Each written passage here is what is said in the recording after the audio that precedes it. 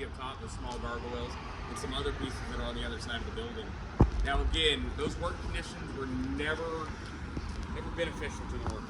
They were willing to work, they were willing to make the money and do the work, but unfortunately it was hard conditions. And one day Julius unfortunately fell off the roof, careened headfirst, and landed right about where we're standing. Now, the truly sad part was not that they completed the work in his honor and maybe etched his initials up top. What the rest of the stonemasons did on this project was take that piece of stone down because they viewed it to be cursed and bad luck, and actually fashioned into Julius's headstone. So his headstone from that piece of stone that unfortunately did cause his demise is in our 4th Creek burial ground. So as we walk tonight, we will end up in 4th Creek burial ground. That's our little secret spot that we're going to end up in. We will not see Julius's grave, unfortunately, but we will see a pretty interesting grave while we're there. All I ask is once we get inside the 4th Creek burial ground, stay upon the path. I'll take you guys far in.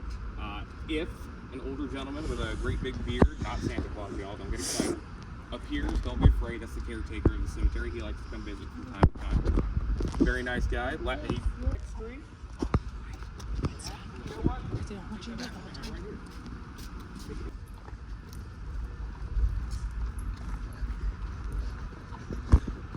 Military. Now that day and time, it was Civil War. Oh, sorry, should have led into that a little bit better so y'all could answer for me. But yes, it was to go to the Civil War. So Tom went off to the Army, leaving Ann behind. She said, "I will wait for you, Tom." This is before Dear John letter, so it was more like a Dear Tom letter. But she said, "I will wait for you until the day ends that I know you are no longer with us." That lasted about 6 months. Lottie, her mother, dug her claws in, as some mother-in-laws do. I'm not saying all. I'm pretty lucky to have a pretty decent mother-in-law. But she worked it through Ann's head that she didn't need to be with Tom. She needed to get with Mr. James Melton, a well-to-do businessman here in town. A man that could take really good care of Lottie and maybe take care of Ann. James had an eye for Ann, but it was more of an acquisition eye, not necessarily a love and affectionate eye. So James and Ann married. Tom came home from war after about 18 months, found that the love of his life couldn't wait for him. So Tom did what any man probably would do in that time, started taking up with her sister and her cousin and the maid, who was also another cousin. Family lineage of all the foster women that Tom was getting with, Miss Laura Foster, Ann's cousin, ended up pregnant. She came down with the terminal by Laura. I gotta marry her. I gotta make an honest woman out of her. I gotta raise this child right. And Ann said, "That's fine. You do that. I'm with James. It'll be fine." Well, a few weeks later, unfortunately, the police came for Tom because Laura was found dead from a very strange affliction of a knife in the throat. It was the weirdest thing. The knife just grew right out of her damn throat. But they brought Tom in because they knew Tom had done it. And they were pretty sure Ann did it too, so they arrested her as well. And they both sat in the old jail. This was the only time they really spent in Statesville, in the old jail that we will visit later on tonight that's across town. But they sat in jail for a few weeks, Ann pleading her innocence, Tom not saying anything, until finally Tom, when he was brought in to be arraigned, said, "You know what, give me some paper, I'll confess. I'll tell you anything you want to know. I did it alone. Save Ann." Across town in a horse and buggy and take him to the gallows. Beautiful blonde, long hair, flowing in the wind, all the way for that short drop and quick stop. And unfortunately, Ann, continuing to be with Mr. Melton, decided that, you know what, I'm going to stay Ann Melton, and I'm going to run around town with anybody that has 2 legs and is willing to walk with me. About a year later, not necessarily to the day, that would make for a better story, but about a year later, she was killed in a horse and carriage accident. Horse and carriage flipped over. It's said that a black cat ran in front of the horse, spooked the horse, caused the buggy to go off an embankment, she flipped over and killed her. Now, it's also said that at that same point in time, an old bar, tavern as it were, that they used to...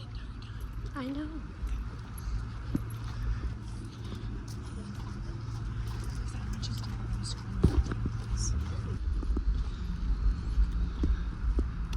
Hear that horrible thought if you can really let your imagination play. From time to time, though, they will hear these quiet sobbing moans that they equate to the spirit of the mother that left that baby inside that well, come back to try to find her infant to make it right.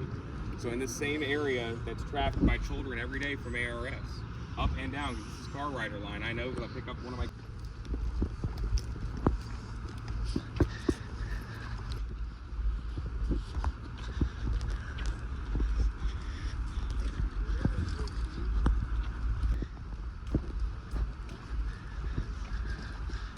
Down the street here, I got 3 kids, I totally get it. Down, all about it. I am lucky enough, I know a celebrity. 2 years ago, Mr. Everin Pinzak, on Halloween night, dressed up as the clock tower and made it on the front page of the Iredell Times. I know him because I work with his father at the other job. So I know a celebrity here in Statesville. Probably the only celebrity to come out of Statesville. Now, here in just a moment, we're going to cross the street. We're going to walk down past Red Buffalo, who I recommend when we're all set for that. The radio station was centered right here. It was a bank at one point in time in history. It's one of those buildings, as beautiful as it is, we're hoping that they would start to restore it, because it is starting to fall by the wayside. But considering we had a building that burned down right here on the corner, and they built it, it's collapsed, they built it back up again, still don't know what it's going to be for sure. I'm hoping that this takes some precedence and they start working on that pretty soon, because it's a gorgeous building.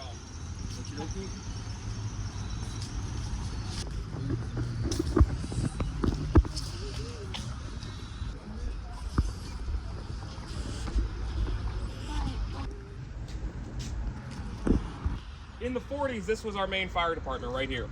Now, there was not much ghostly or spooky I could tell you about that. I can tell you about Sammy, ground in front of the firehouse, so he could always be here and always be ready. It is said that his grave was somewhere here in this line. Now, as you guys know, and where'd you go? As you probably remember, over the last 50 years, we have gone through a tremendous amount of urban development. Yes. We've built things, we've torn things down, we've done a lot of things. These nice sidewalks didn't exist up until about, I think it was 23 years ago, give or take. So when they were breaking this up and getting ready to put this down, they thought to themselves, some of the town historians, they said, we can't leave Sammy under the concrete. We got to bring him up, right? And he still watches over from time to time. Now here in Pecan Park, numerous people have seen stray, they call them, Boston Bulldogs, but it's always the same Boston Bulldog, the same black, smoky gray Boston Bulldog. So it's really cool. Sammy still watches over us. I like to think that he's keeping away all the black cats that Ann Melton's trying to get you gentlemen with. I mean, I've been married 21 years now. I'm not going to go with any cat who walks up named Ann. But so this is our last stop for the lighthearted. We're about to get into the dark stuff, y'all. All right? But we're going to take about 2 minutes, just take a breather, give this lady's knees some rest, and then we'll get walking. That's part to see for these folks.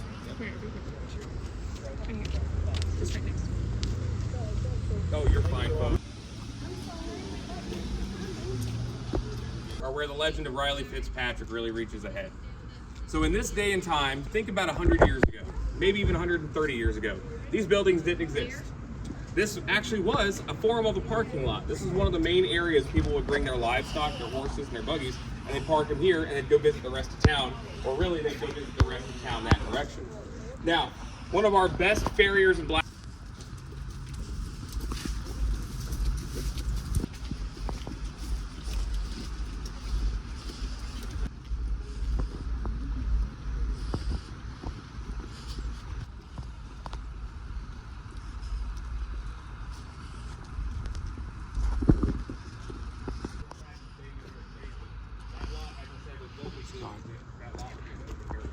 That site right there in the late 1780s is the same site where we put our final woman to death by burning her at the stake. Executed on her husband. That day and time, dealing off the Salem witch trials at that point in time. So we still thought witches were among us. And we here in Statesville thought no different. So unfortunately, they did burn a woman to death right over here. But not before quartering her. Now, they did not draw her. There were no horses involved. We all understand what drawing and quartering is, right? We've seen Braveheart. That's drawing and quartering. They're going to do 4 horses, 1 per limb. They're going to pull you apart. While pulling you apart, they're going to eviscerate you. And you're going to see some things that a human being should not have to see of their own body. Now, they didn't use the horses. They just simply eviscerated her. They quartered her, and they burned her at the stake right here. Now, unfortunately, this is that one thing I talked about that we found out through an annal in Georgia in a law study book. 28 chairs inside here. What was this building at one time?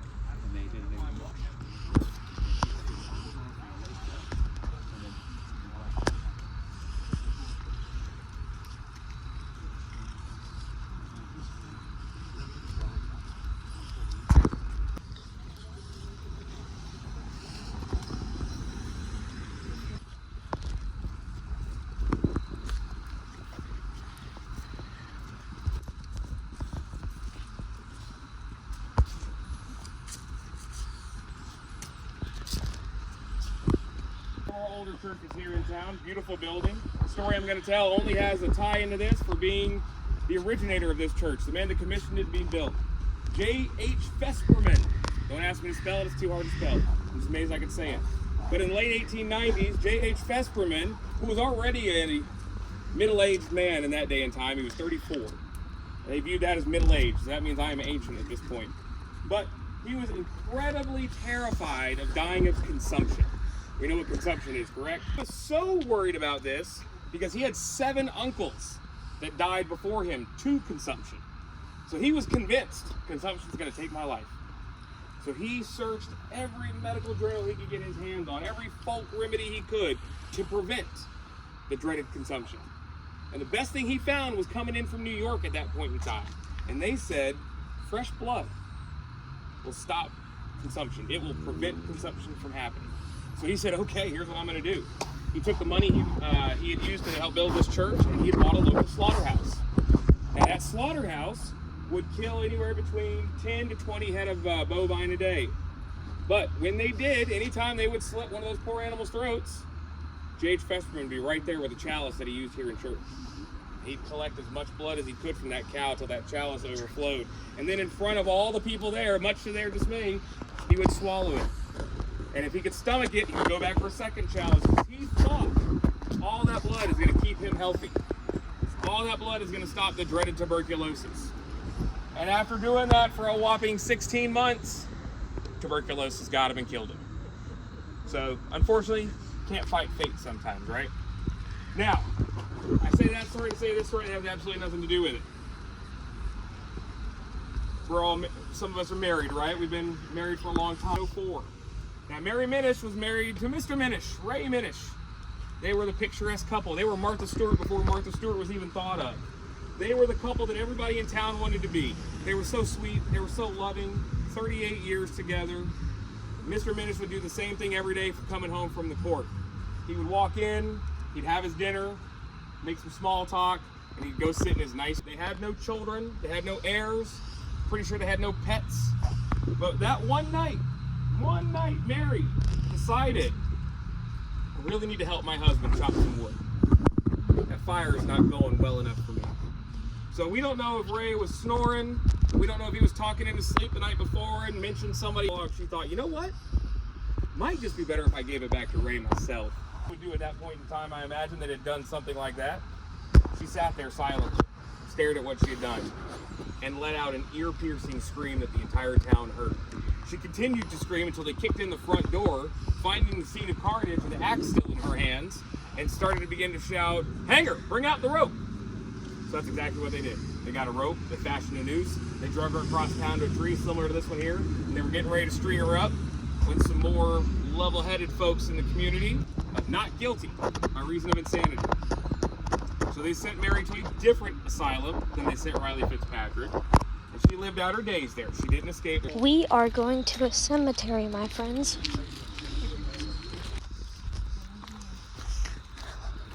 Oh, wow. That cemetery looks scary.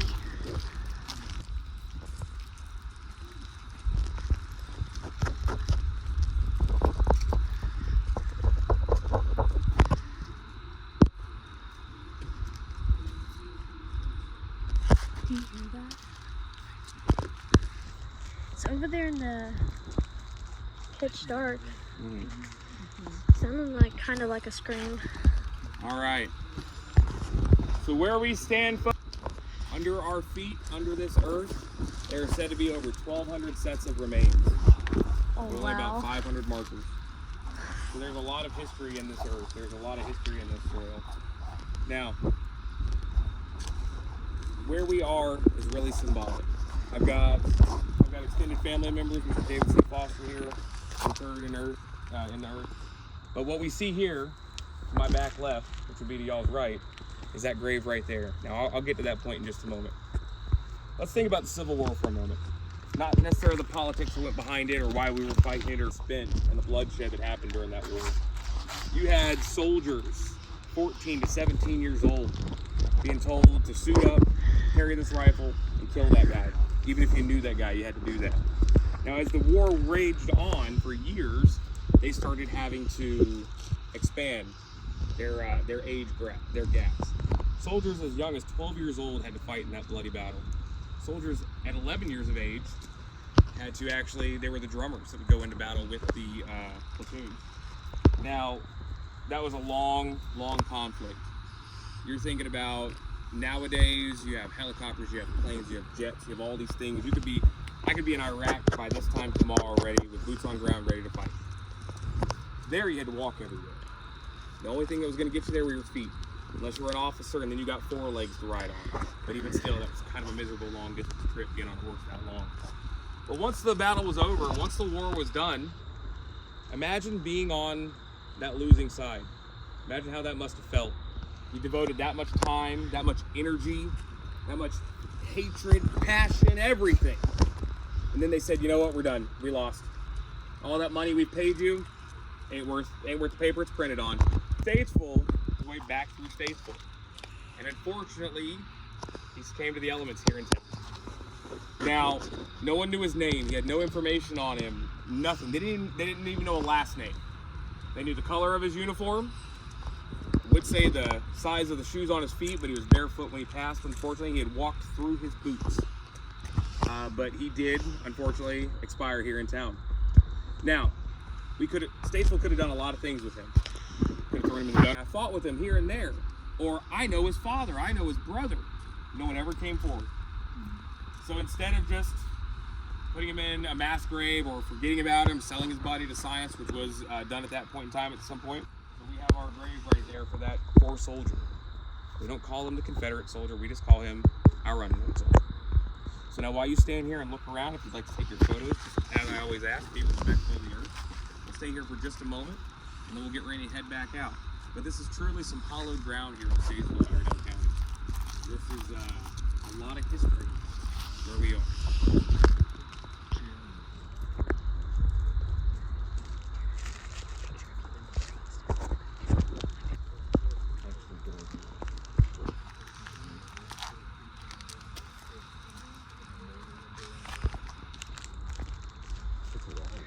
Wow. It's a whole bunch of graves.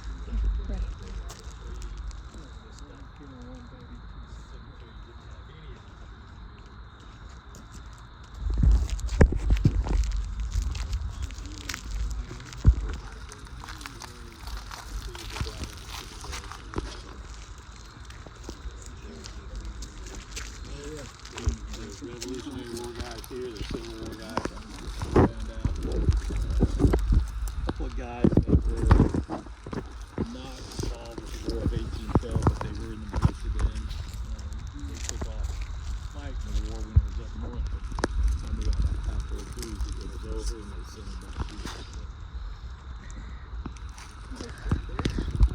it's been shut down since 1888, but they've had a few exceptions.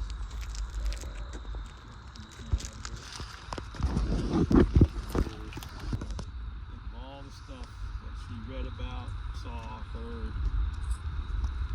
in her lifetime, going from a horse to get you around, horse and buggy, trains, cars, trucks, all that stuff, and even a monkey in space by the time she got out there.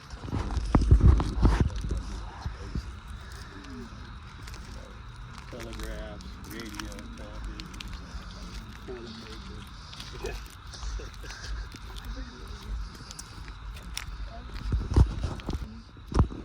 Aren't you glad you did?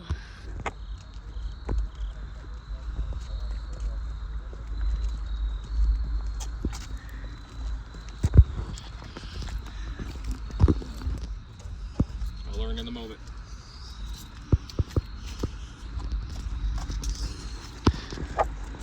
That's so cool. Yep. Y'all hear that? And also, y'all, welcome back to Ghost Hunters 6521. Sorry I didn't greet y'all at the beginning of the video. Let's do this. Bonus.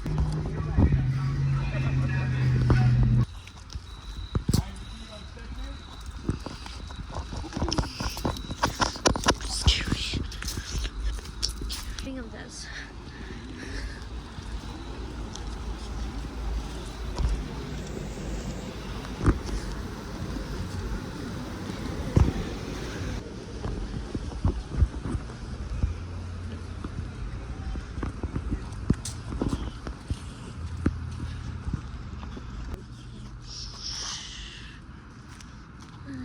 there it is. Okay. Here you go, my fans. Like I said, sorry that I did not welcome y'all at the beginning of the video. This is just very creepy stories, including about ghost hunting. Hopefully you'll enjoy.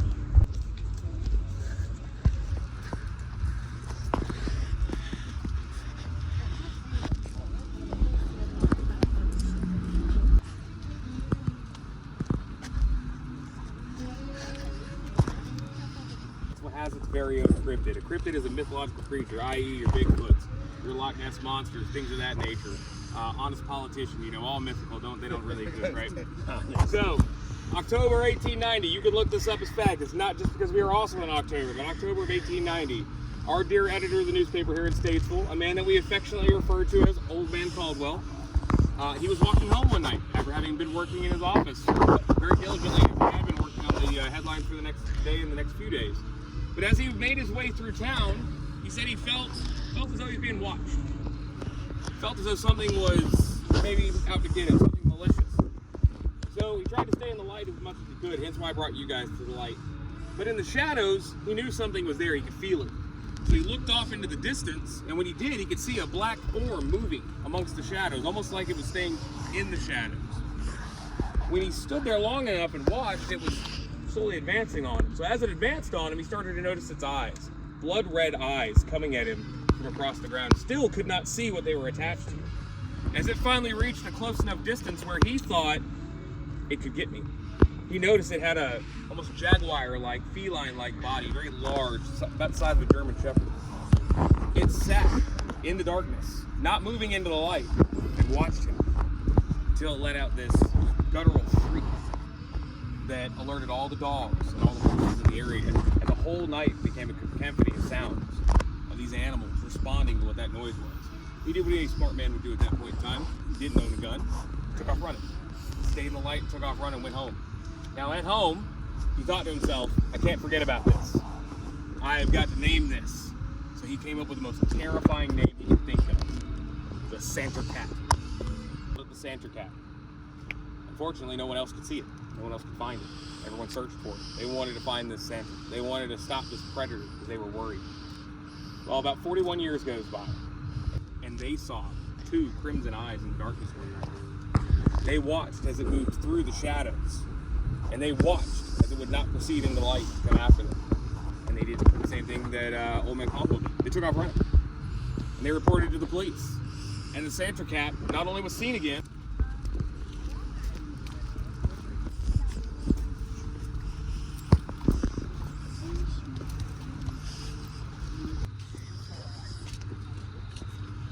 College, opened in 1852, built by the Presbyterian Church, originally an all-girls school. Now, that building, as you can see there, if you count your windows, is 3 stories high, and then it's got a nice pergola up top. Originally designed to be 4 stories tall. They were constructing the 4th story, and a certain storm that we know from our first story of the evening came through this town, wiped out the entire 4th floor construction process. So they said, okay, it's got to be a sign. It's got to be a sign from God. He didn't want 4 stories to this building. So they built that pergola.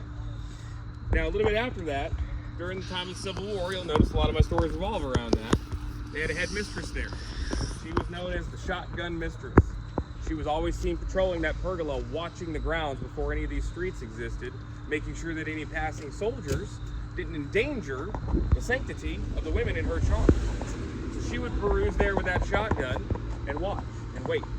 Now, some people may not realize here in Statesville, this was one of the main paths. Link the rope. She went up to the pergola because she was going to find a way to see John again.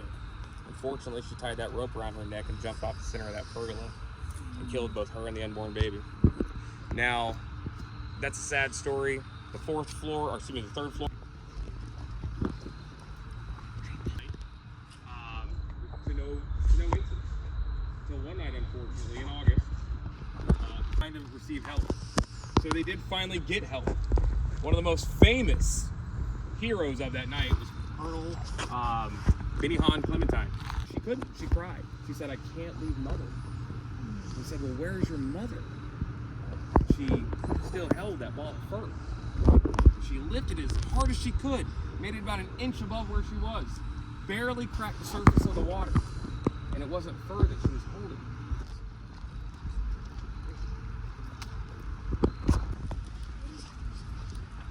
Name, the Lowenstein house, the Hinkle house. At one time it was the Bunch Funeral Home. So this house actually is one of the few houses in town that has moved.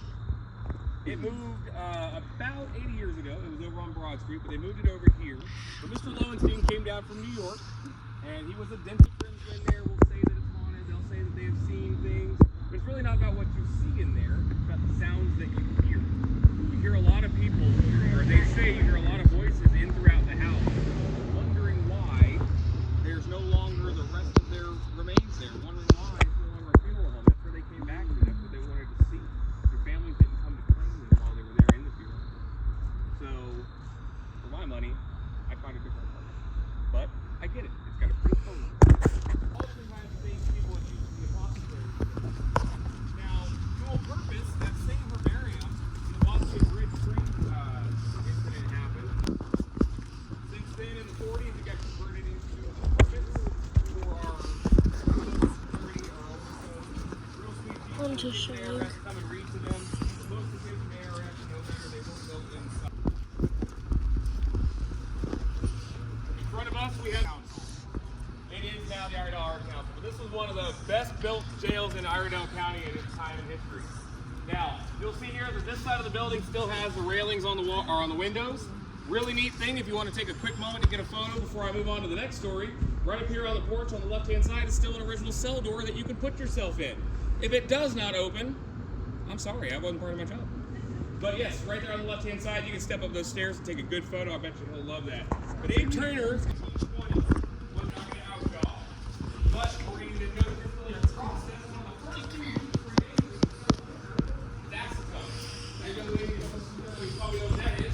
Figured out how to do it. While in this God, while he was in here. And if his cellmate did not also find God and pray the same way he wanted them to pray, he would let them know how wrong they were. And they usually would not leave this over here on the left-hand side, second floor, third window at the end there. So they say you can still hear Abe ranting and raving from time to time. Usually when the Art Council has live music, and they say that's Abe finally soothing his soul. I'm gonna take a few steps up here to this tree, and y'all can meet me there when you're ready.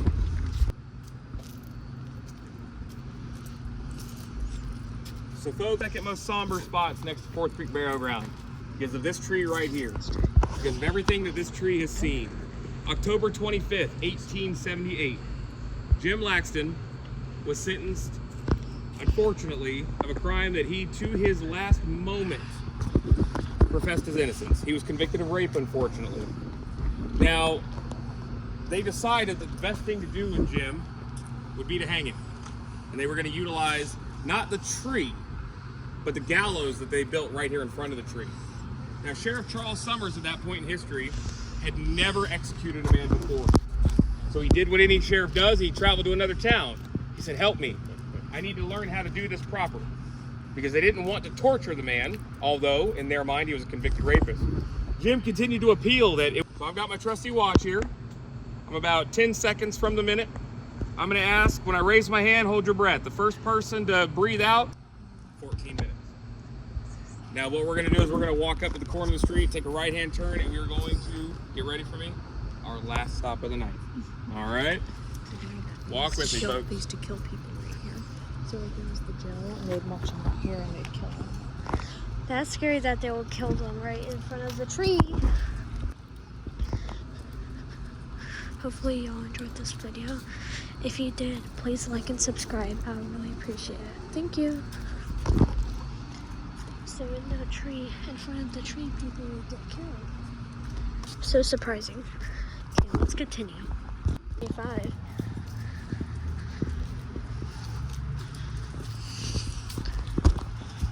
This is the Vance Hotel. Wow. This is it. Girl inside of this hotel. She drowned. How do we know she drowned? Because she shows up in the window wet. This woman is doing my job for me. I love it. So yes, this is the Vance Hotel, constructed by the Hinkle family. opened. It was the most prominent hotel in Statesville, next to the Iredale Hotel. Now, we have hosted dignitaries, we have hosted all sorts of folks here. Once it shut down, we even hosted a movie here. What movie was filmed here? Alrighty team, well alrighty friends, so that is it for tonight and the story and all of that. Hopefully y'all enjoyed this video. Again, please subscribe and like this video if you liked it, and if you actually subscribe, that would be wonderful. Alrighty, goodbye y'all. Boom ba dum.